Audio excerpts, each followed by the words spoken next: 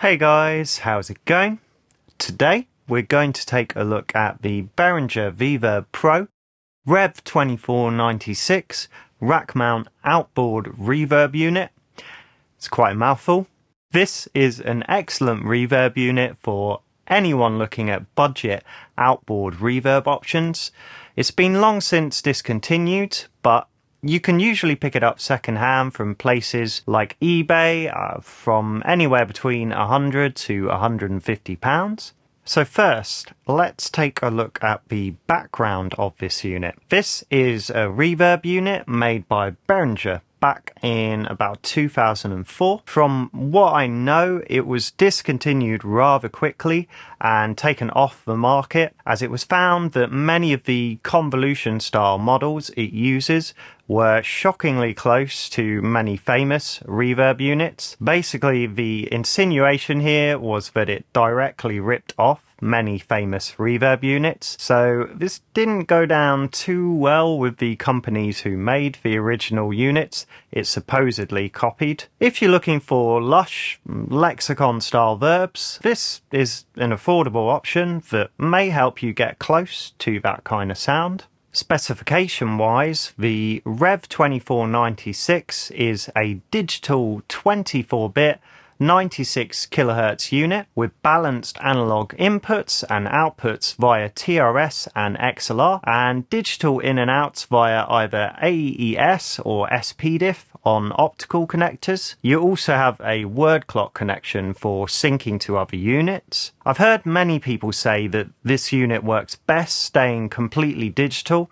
as the analog converters are supposedly of lower quality, but I'm currently using it run through our studio patch bays running analog, and to my ears it sounds just fine. There are 8 different reverb algorithms in its reverb engine, along with many different presets from plates, halls, rooms to cathedrals and more. The unit also has some pretty cool sounding delays and other effects, as well as some compressors and limiters. I can't comment too much on the comps and limiters and some of the other effects, as I've really only used this for its reverbs, but it's definitely nice to have the other processing there as an addition to the plethora of reverb sounds the unit can produce. The unit is housed in a 1U rack mount chassis, and although it looks and feels fine, it doesn't have much of an aesthetic to its design, and it feels a little cheap build quality wise, which is typical of these early 2000s units Behringer put out. There are known issues with these units freezing up, and this is apparently due to the abundance of hot glue used inside the chassis. When I bought mine secondhand, when it arrived, I turned it on and the screen lit up with a blank display. I opened up the unit and removed some of the excess hot glue, which was very easy to do, and it's been fine ever since. It wasn't a big deal to me, but it is something to be aware of when buying these units, especially if you don't feel comfortable or knowledgeable enough to open up electronics hardware. Although, like I say, it is a very easy repair. You have 4 different effects engines within the unit, and you can chain different effects together internally, either in series or in parallel. The analog TRS outs can apparently be used alongside the XLR outs to send out 2 separate stereo outputs. Although I've never tried this myself, but it could definitely lend itself to some interesting kind of parallel processing. You also have the ability to save your own user presets, which is to be expected, to be honest, with a unit like this. The wealth of parameter control available is rather impressive, from the pre-delay, decay, size, early reflections, EQ, pretty much everything you would hope to have in a unit like this, parameter control wise. So how does it sound? Well, let's take a listen to some acoustic guitar I recorded, ran through some of the effects presets.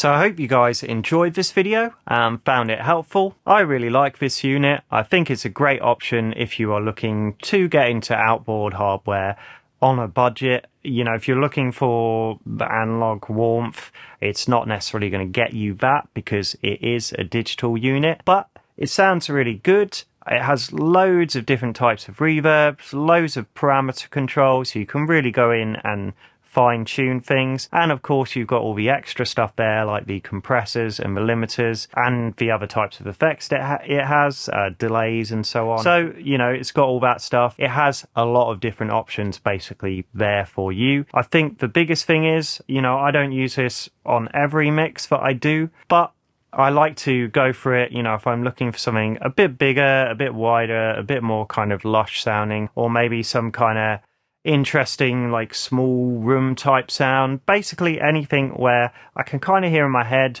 what type of reverb I want to apply to something, but I'm not necessarily sure quite how to get there. You know, I want to play around a bit, and it's kind of led me to some interesting conclusions that I wouldn't have necessarily come to if I'd just gone, you know, to my go-to in the box plugins that I use for reverbs. Of course, working in the box is always a bit quicker, a bit more efficient, but in terms of just, you know, experimenting and finding some cool unique sounds, this is an interesting piece, and I definitely think, you know, it's a good piece to have in anyone's studio, even if, you know, you're a high-end studio and you've got lots of expensive nice outboard. It's still an interesting piece with a lot to offer, I think. So I'd be interested to hear from you guys if you use the REV2496. How do you like it? And how do you use it in your studio setup? As always, give the video a like if you enjoyed it. If not, give it a thumbs down and send it to someone you hate. Not really. Subscribe if you haven't already. We've nearly hit 1,100 subs, which I know in the YouTube scale of things is relatively small fry, but to me it's amazing. So thank you guys. I've been Mark from Labyrinth Studios, as I'm sure I will continue to be. If you're interested in recording, band rehearsals, if you're local to us, we're in Nottingham in the UK, come to our studio, get in touch with us. We also do live streaming, so if you're interested in that, we can do that for you. And video content. We do video calls as well if any of you guys want advice on anything studio-wise, recording-wise, mixing and mastering. If you want us to go through one of your mixes with you, anything like that, hit us up, get in touch. I'd love to work with you and hear from you guys. Mixing and mastering, if you're not local to us, if you're somewhere else in the UK or another country outside of the UK, we work remotely online thanks to the wonders of the internet. So we're worldwide with mixing and mastering. So again, I'd love to work with you and help you bring your music to life. So yeah, with that said, I'll stop waffling and I will see you guys again in the next one.